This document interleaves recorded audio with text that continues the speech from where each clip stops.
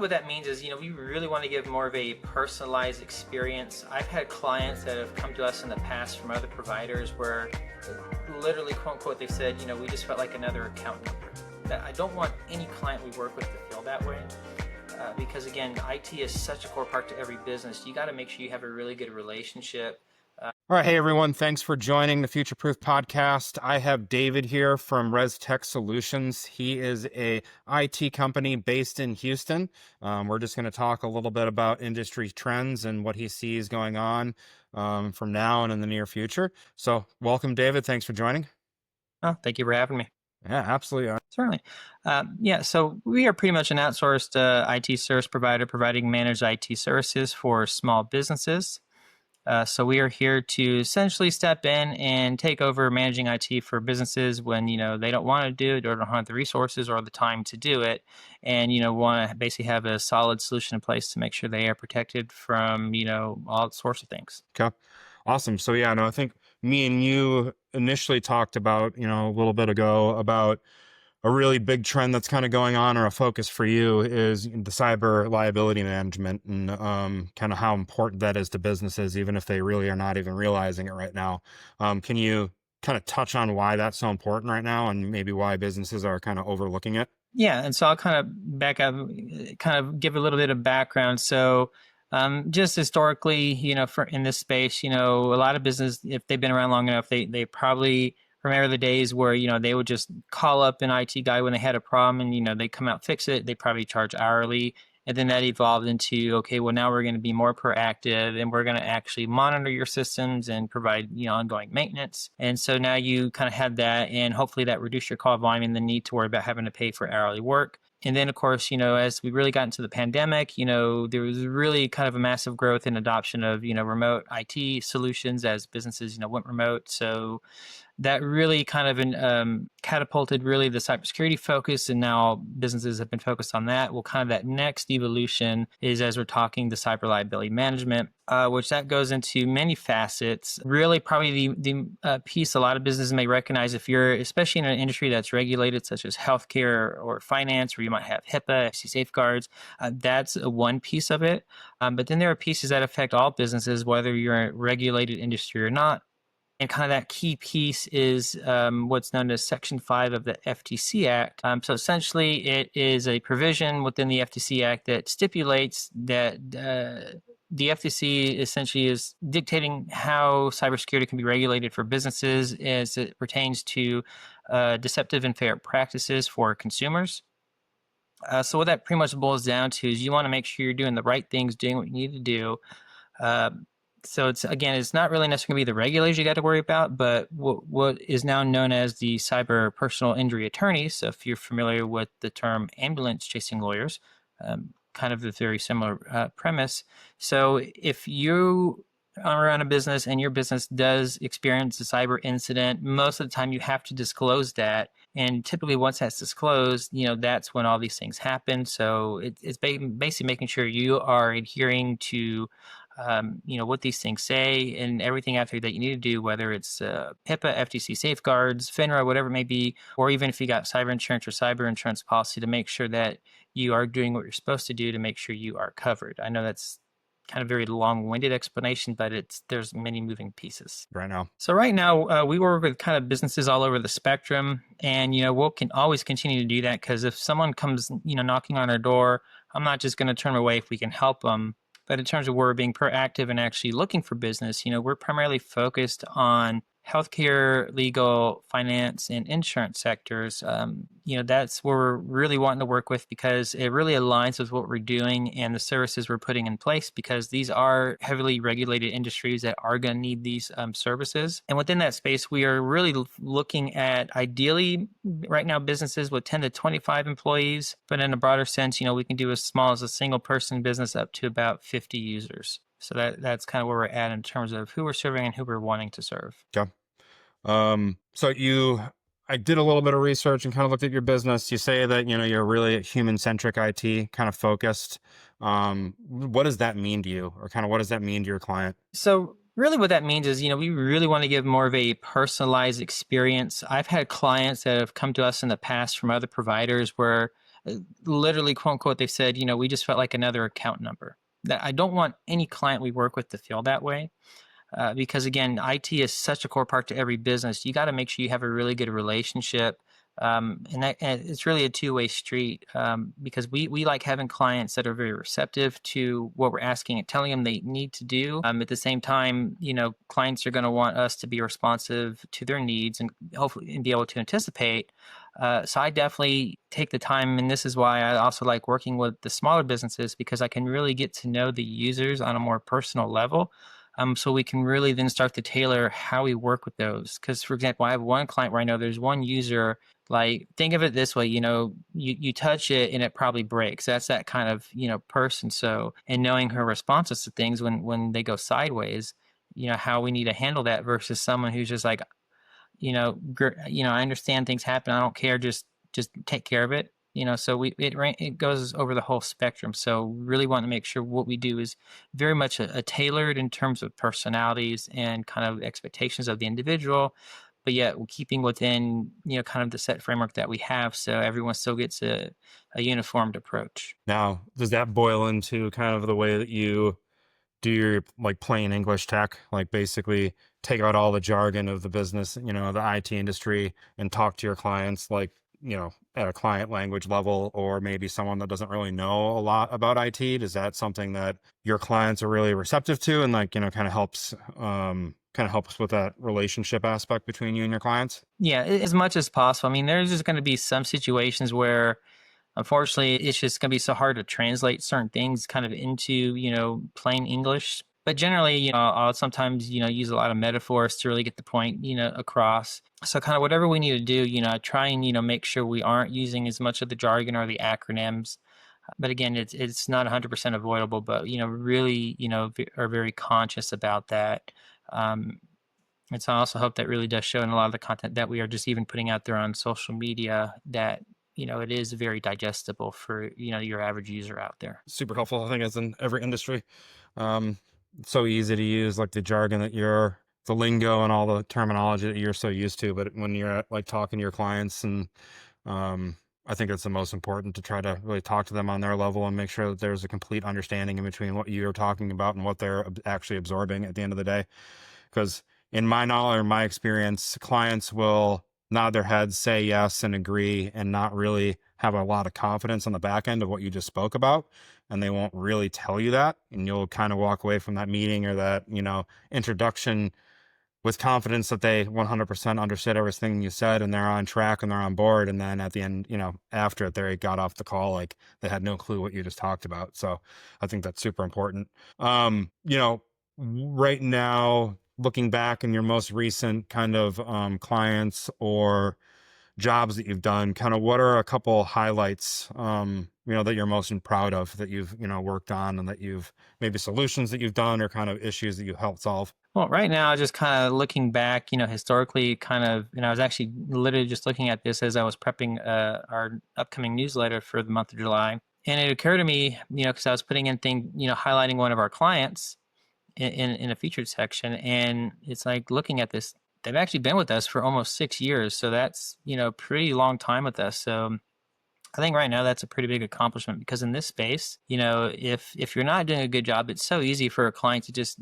go on to the next provider that's out there because there are a lot of people that do what we do, but when you do a good job and you can prove that time and time again, they will stick around. So I think that alone, says a lot right there. Well, I think that also goes back to your like personalized service and everything like that. I mean, at the end of the day, IT, tech, cybersecurity. I mean, if you're not providing something that someone else isn't providing, like a personalized service or really having a good relationship with that client, I mean, honestly, can't they just go find that, basically anywhere else and try to get it a little cheaper or something like that? So yeah, I think that's super important. I think that speaks wonders to your business and kind of what you guys do. If you've had that same client for 6 years, that's a huge accomplishment. Appreciate that. Yeah, and I'll even say, like, actually last week I had a former client, call up and say, hey, we want to work with you again. And originally, they left. There were many reasons. A lot of it was kind of an internal, you know, business partner, dispute and struggle on control of the business. Originally they left because, they went somewhere cheaper, and then they tried to come back at one point. It's like, oh, I'm sorry we left. They really weren't as good, even though they were less expensive. And now that I think their business is kind of in a really good, more stable position, they're having some issues and realize we need some good service. It's like, oh, I remember working with David and ResTech before. They were great. So we're getting ready to start working with them again. So I think that also kind of goes to show that you don't have to be the cheapest out there. You just have to be good and show value. And I think these two stories really show that. Yeah, I mean, there's cheap, there's that middle road, and then there's the higher ticket, personalized, and just way better experience. And I think that's where businesses should strive to be, because the fight for the bottom is never a good thing, and no one ever really wins in that business model. Yeah, the other way we kind of look at it, I know I hear that a lot in my space, is, it's, good, cheap, or fast. You can only have two of the three. And what's it going to be? That's a good one. Yeah, heard that a lot too. So right now, business, everything like that, we've been talking about kind of the positives. Right now, let's kind of maybe talk about a little negative, like what's holding you back from being where you want to be. Kind of what struggles, what pain points are you seeing in the industry?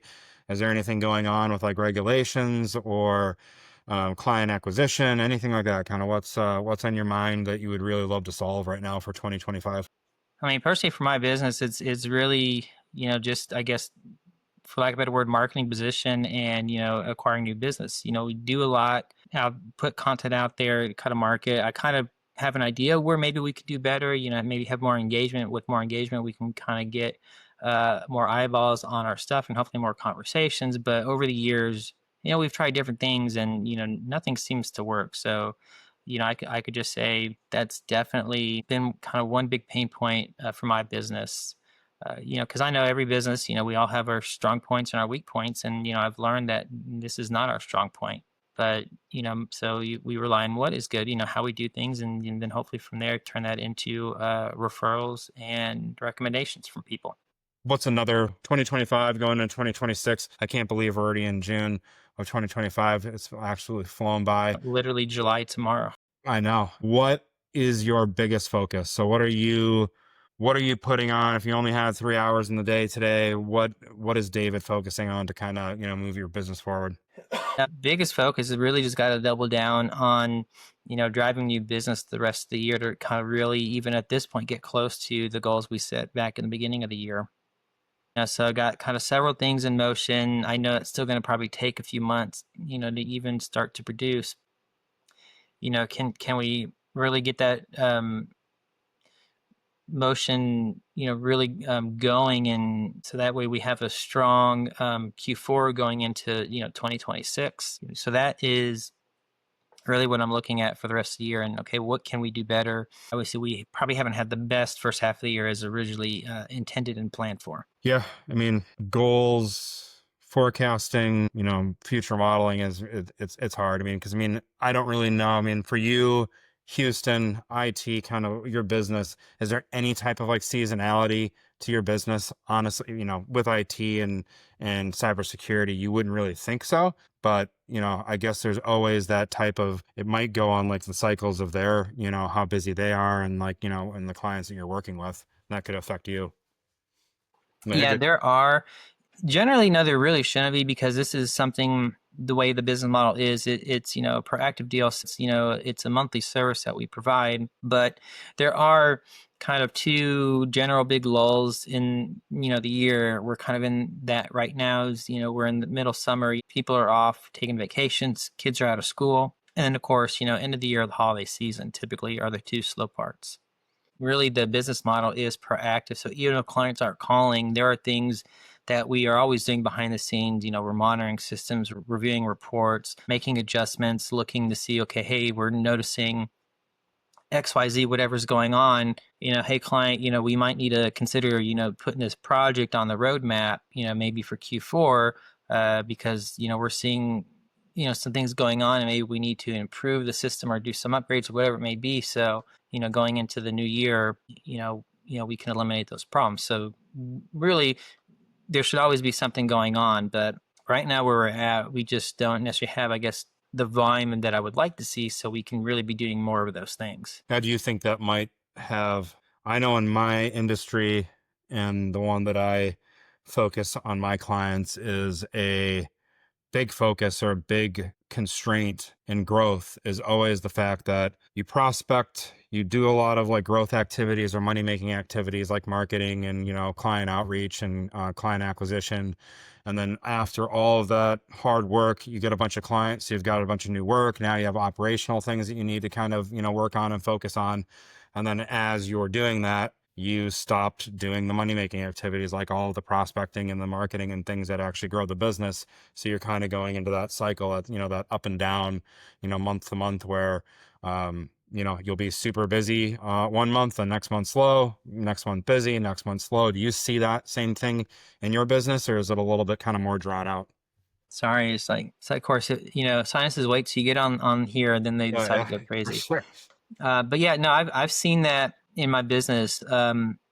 Because actually, yeah, we have, or I made basically a big decision earlier this year to really streamline a lot of the tools we use to provide services. So obviously, there's a lot of operational stuff been working on the last 3-4 months, and we probably got several more months to go to kind of get everything really set and streamlined and really truly operational. And yeah, I have seen more focus on that and less on the marketing and really the client acquisition side. So at the same time, it's like that what we have tried in the past for client acquisition has never really panned out to the point where it's like we just started to feel like we were just kind of throwing money away, throwing money at the wall, not getting anywhere. So I've also pulled back on some of those things to regroup and figure out, okay, what can we do differently? And I think what I always end up going back to that historically has seemed to ultimately lead to something has been, got to get back out there networking, doing more of that. I know I haven't been as good about that lately. Um, and really, even like I think I alluded to earlier, is just need to engage more on social media as well. But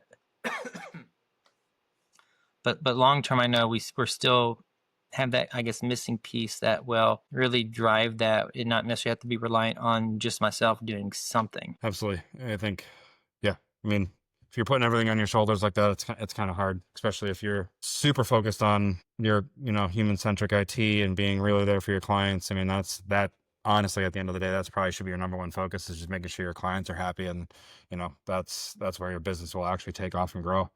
Okay. Well, awesome. So where can people find you? Kind of where, if someone wants your services, where are you hanging out? LinkedIn, IG, Facebook, and then maybe kind of give us a little shout out to your website and maybe, how people can contact you. Yep. So you can find us on several platforms. So yeah, we're on Facebook, LinkedIn. We have a YouTube channel. We actually have we're on TikTok as well. Of course, we got our Google, business listing. So we do have some content that goes there. But then, of course, always on our website, just you can go to ResTech, ResTech.solutions, plural with an S. Well, thank you for joining us today. It was nice talking to you. All right. Appreciate it. Yeah, thanks, David. Right. Thank you. Bye.